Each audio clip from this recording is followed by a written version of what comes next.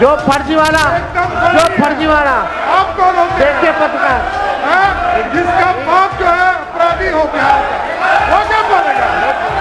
बिहार विधानसभा के मानसून सत्र के चौथे दिन यानी गुरुवार को सदन में उस समय हंगामा मच गया जब नेता प्रतिपक्ष तेजस्वी यादव के संबोधन के दौरान राष्ट्रीय जनता दल और भारतीय जनता पार्टी के विधायक आपस में उलझ गए। तेजस्वी के पेपर लीक और विशेष पहचान पत्र जैसे मुद्दों पर सरकार को घेरने के बाद उप मुख्यमंत्री सम्राट चौधरी के साथ उनकी तीखी बहस हुई, जिसके बाद दोनों पक्षों के विधायकों के बीच मारपीट की नौबत आ गई। बढ़ते तनाव को देखते हुए विधानसभा अध्यक्ष ने कार्यवाही को शाम 4 बजे तक के लिए स्थगित कर दिया। सभा की कार्रवाई 4 बजे तक स्थगित की जाती है।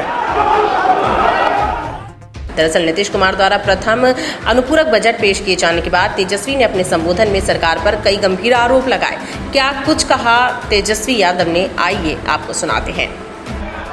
अध्यक्ष महोदय जी, हम इनके पीड़ा को समझते हैं।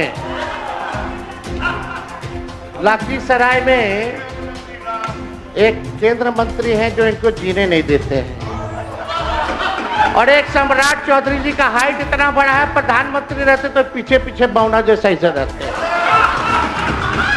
तो अपना कुंदस सदन में उतारते हैं। भाई अरे भाई, लालू जी ने आपका क्या बिगाड़ा? जो बिगाड़ा उधर कहिए ना। अब कुछ दिन पहले तो एनडीए के बैठक में पीछे चौधरी जी और आप लोग क्या कर रहे थे भाई?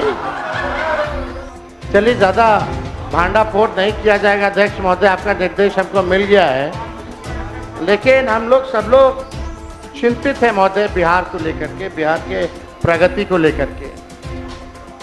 नीति आयोग के रिपोर्ट में बिहार सबसे गरीब राज्य, बिहार सबसे बेरोजगार, बिहार में सबसे ज़्यादा पलायन, बिहार में ना कारखाना, ना निवेश, ना उद्योग, ना धंधा, चिकित्सा शिक्षा सबसे नीचे स्तर पे, प्रति व्यक्ति आय बिहार सबसे कम, प्रति व्यक्ति निवेश बिहार में सबसे कम, स्कूल ड्रॉप आउट रेट सबसे ज्यादा बिहार में।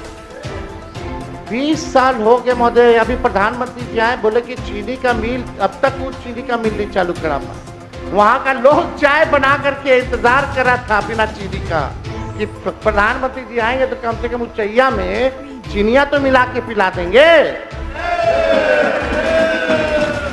चीनी मिल बंद, जूट मिल बंद।